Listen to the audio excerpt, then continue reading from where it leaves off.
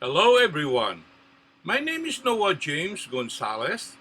Friends and families call me Nonong Gonzalez, a name given to me by my grandpa, which I like, and a name which established my identity. I invite you, together with my mom Angelia, Grandma Nancy, Tita Gian, and my grandpa Jimmy, to come travel with me as I journey around the world to see the beautiful places, its people and culture, and taste its native delicacies.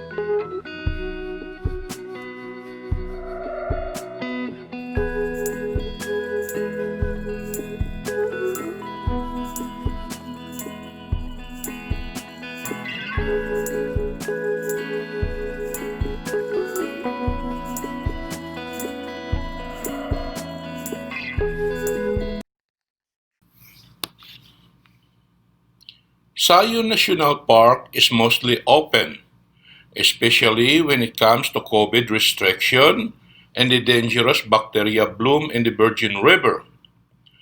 Compared to some of the other hikes in Zion National Park, especially the intense Angel's Landing and beautifully scenic Canyon Overlook, the Riverside Walk is something very different. It's not intense and there are no breathtaking views 1,000 feet above the ground. Instead, it's a relaxing walk along the bubbling Virgin River, along an undulating path between two sheer walls of rock.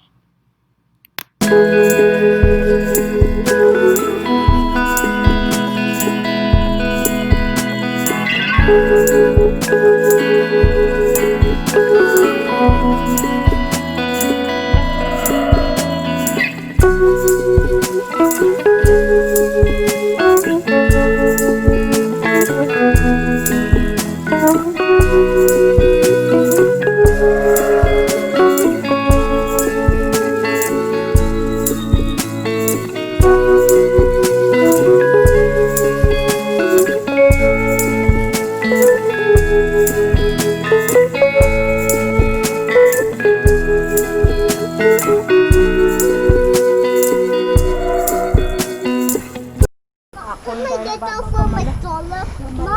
Mommy, can I No, get out of my you will later. You will. Whoa. Dude.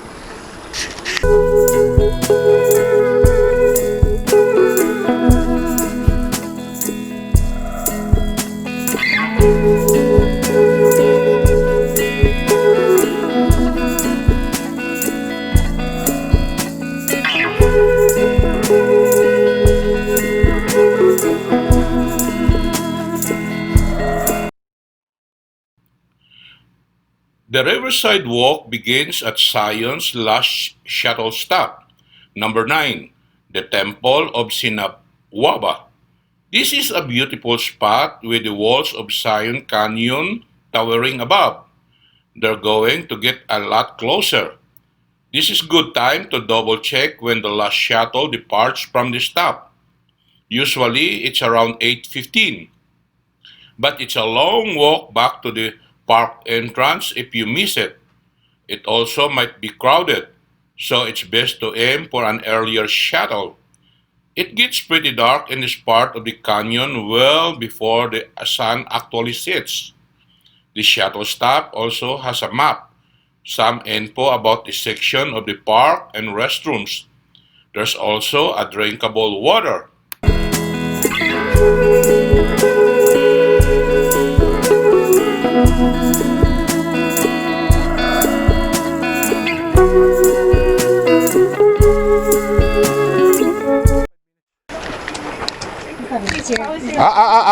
Don't. I have no food. I have no food.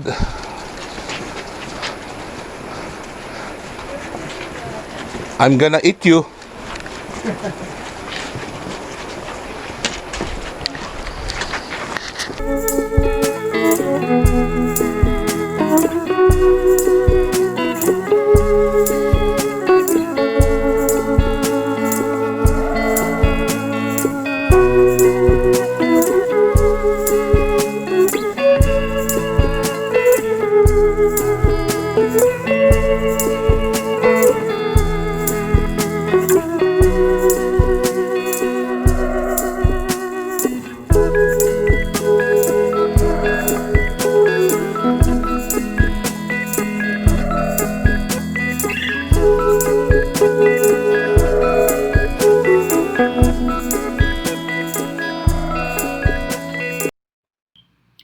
Unlike most of the hikes in Zion, the Riverside Walk is largely wheelchair accessible. Most of the path has fairly gentle slopes, but a few are a little steep. The park says this section may require assistance for wheelchair goers. Overall, it's only about 57 feet of total ascent and about 2.2 miles round trip. The park, the park says this takes most people about 1.5 hours. That seems about right.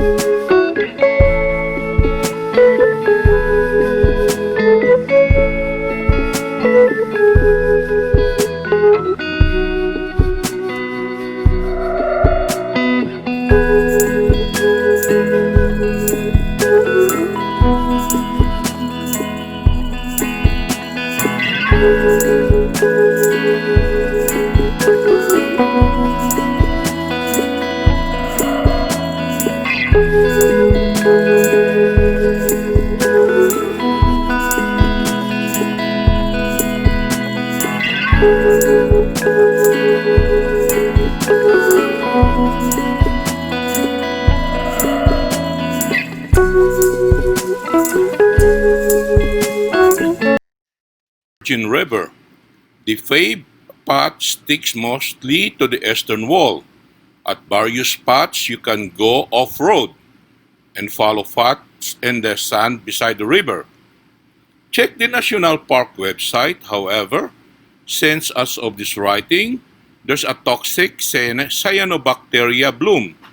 This can cause medical issues, especially in children and dogs, and can be absorbed through the eyes, nose, or mouth by swimming in or submerging accidentally or unknowingly into contaminated water. So, best to avoid the river itself because that sounds gross.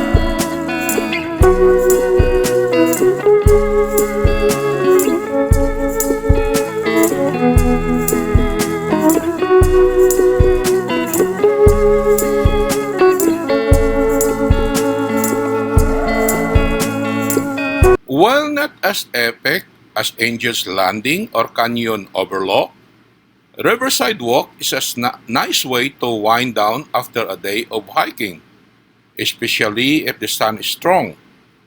For most of the day, the Riverside Walk is in the shadow of the high walls. If you catch the light just right, it's definitely just as beautiful as the rest of the park.